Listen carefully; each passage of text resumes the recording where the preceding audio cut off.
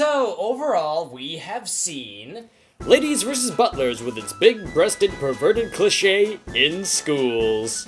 Baka to test to Shokanju. The battle of F versus A will go on for all of time.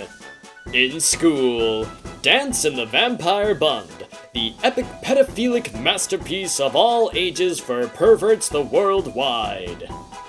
It has vampires. In schools, Okami Kakushi. Death is knocking at your doorstep with Higurashi-like motif.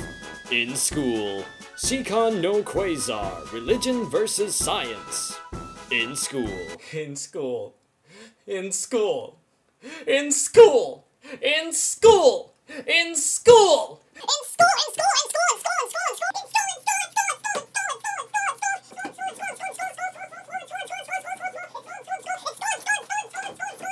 In school.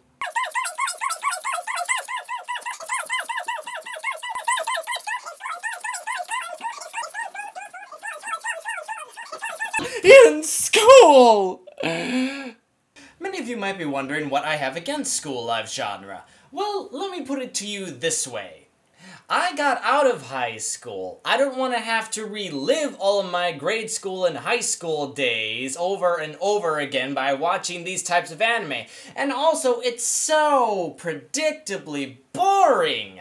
Like maybe one day there'll be a school festival going on. Ooh, or maybe they may have a school play. Which school play? Why, of course, Romeo and Juliet. The most overused play of all time. And you know why? Because we can always predict exactly what's gonna happen in any type of school life situation. No matter what type of magical elements they put in, no matter what type of thriller elements they might put in there, there's always gonna be the cliché. And that is why I hate school life. The future is not bright, my friends. It's not bright at all. There's no hope. There's no hope. There's no hope. No hope. No hope. I'm the manga man, here to say, what's the use?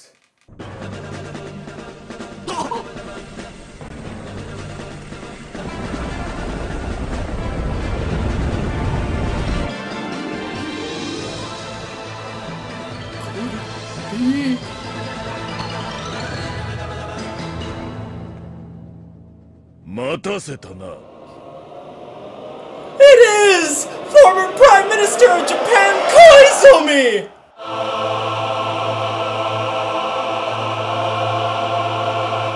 This is an anime that is so awesome that it came out literally 2 months before the actual release date. And this anime is Mudazumo Naki Kaikaku, The Legend of Koizumi.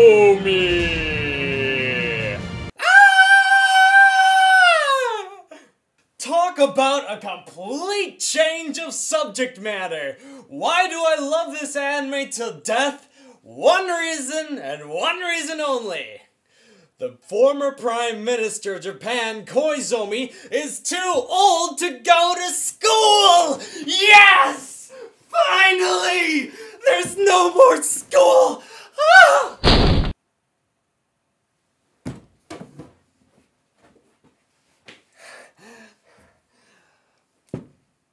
No more.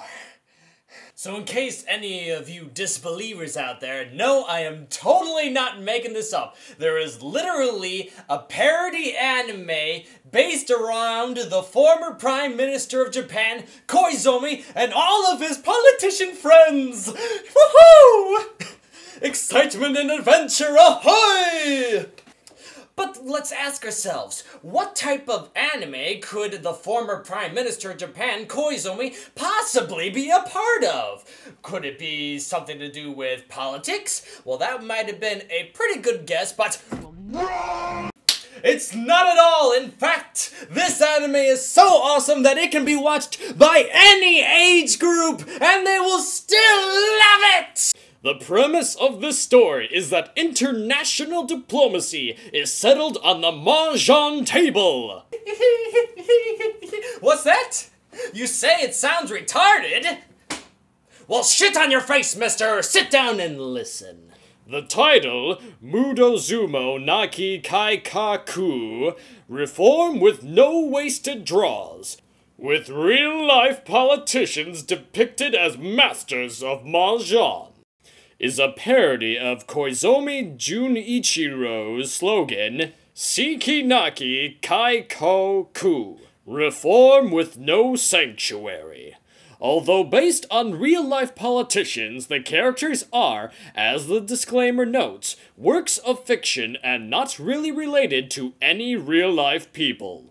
Now, the tricky thing about this anime is that it's an OVA, so technically there isn't an opening for us to look at. So what we're gonna do instead is look at the top 5 reasons why this anime rocks!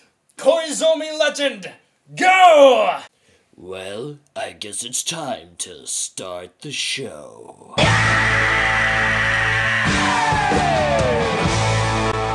Number 5. This guy has got some balls. Even though he was shot in the chest 3 times, does that stop Koizumi? Hell no! He goes on to playing that mahjong game, even under that amount of pressure. Now that takes some guts. Number 4. It's a battle of political proportions on the mahjong table. How cool is that? It's like Yu-Gi-Oh! For the political world. It's time And who do they have to face off against? Why, none other than Mickey Mouse's evil cousin and some Chinese politician!